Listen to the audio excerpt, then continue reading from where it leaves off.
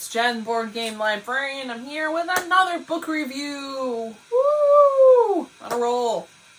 Today we're going to take a look at the latest book from Kazoo Ishiguro, which came out in this year, March 2021. And that is Klara and the Sun.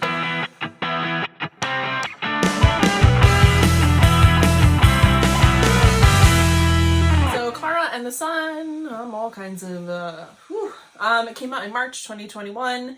It's the latest book from Kazoo Ishiguro, who is the Nobel Prize in Literature winner. He's only written like 8 books too, and he's been active since the 80s. So when he has a new book out that comes out, I think folks really take notice. Folks either know him from Never Let Me Go, which was made into a movie, in the mid to early 2000s with Keira Knightley. It's about robots and AI. It's about AI, where they're specifically grown to harvest organs. And then some other folks know him from The Buried Giant. That's another one that a lot of folks know. Or The Remains of the Day. That's another hugely popular book of his. So Kazoo Ishiguro, it was Japanese born, 1954. His family ended up moving to England, where he now currently lives. In Klara and the Sun, we have Clara. She is an artificial intelligence robot. I'll say robot for sake of ease. And her job is that, and all of these particular friends, their job is to keep children. They're like their companions to children.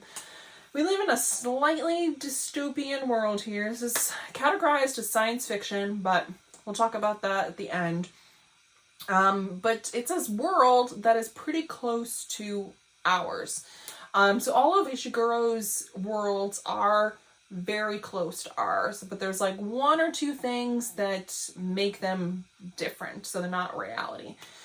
In this one, Clara ends up with Josie, who has had some kind of genetic modifying to be gifted.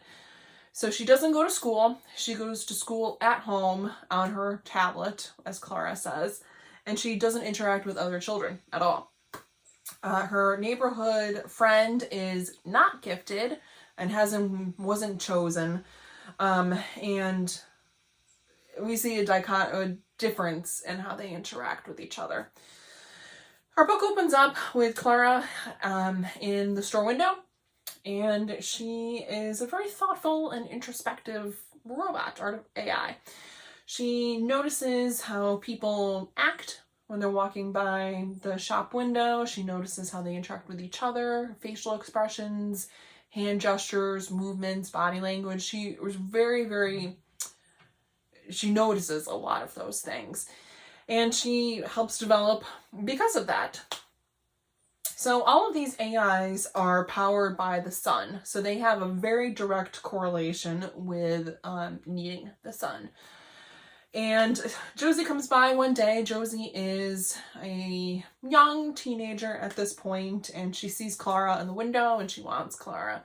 She has to come back several times to make it a final deal, but Clara ends up going home and living with Josie and her mother in kind of a bucolic English countryside of sorts, where she keeps Josie company. She watches out for Josie. She ends up learning with her, doing activities with her, all those kinds of things.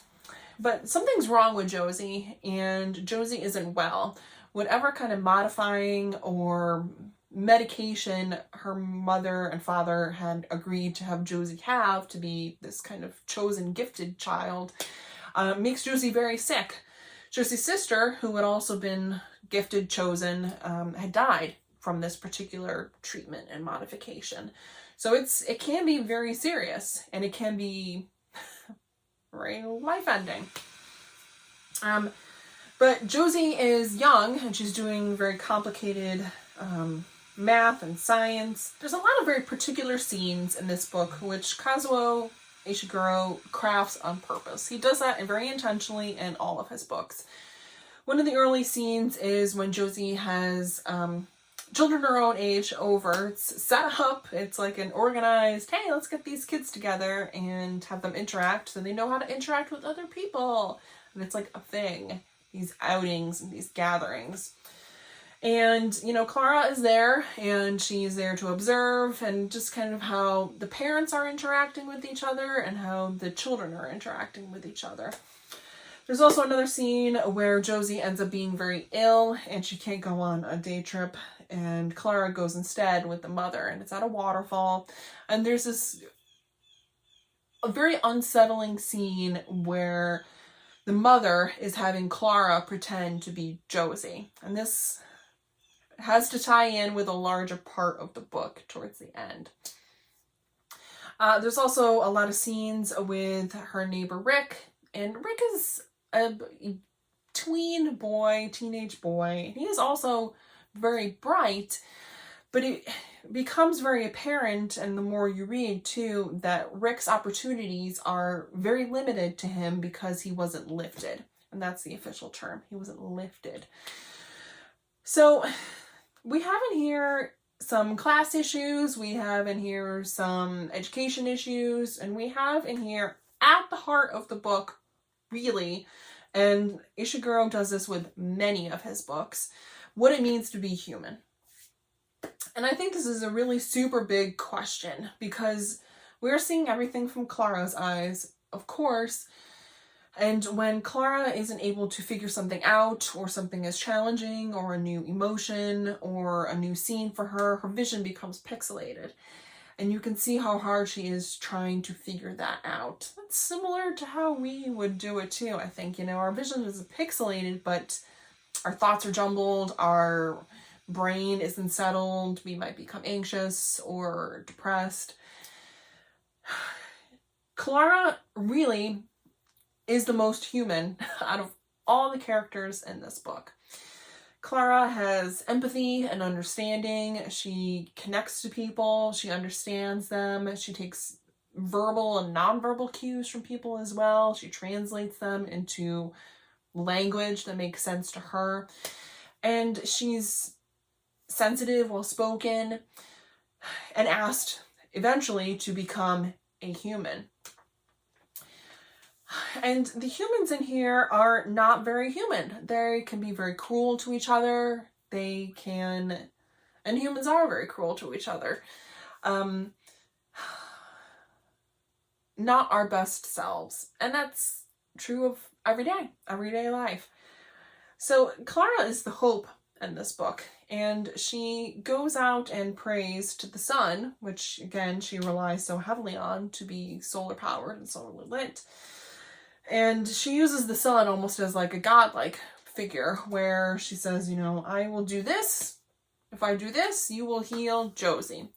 And it takes a couple of times, but Josie miraculously recovers. We fast forward a couple of years and Josie is going off to college and she doesn't need Klara anymore. And there's these moments too, and if you've seen Toy Story 3, you will relate to this. These moments when we don't need the things that we have needed for a long time.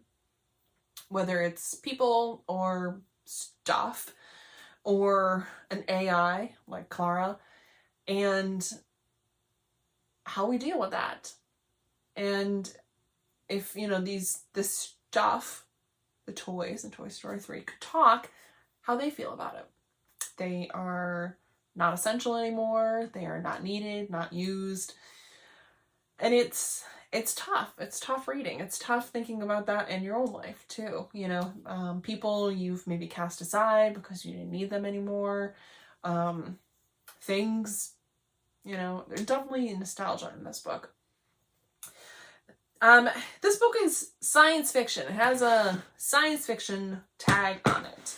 And that's somewhat unfortunate because science fiction gets a lot of bad rap, and people have a lot of negative connotations about what science fiction is. And reading science fiction, that it's kind of a below and substandard genre compared to like contemporary or historical you know, it's a genre. It's, you know, not highbrow literary fiction.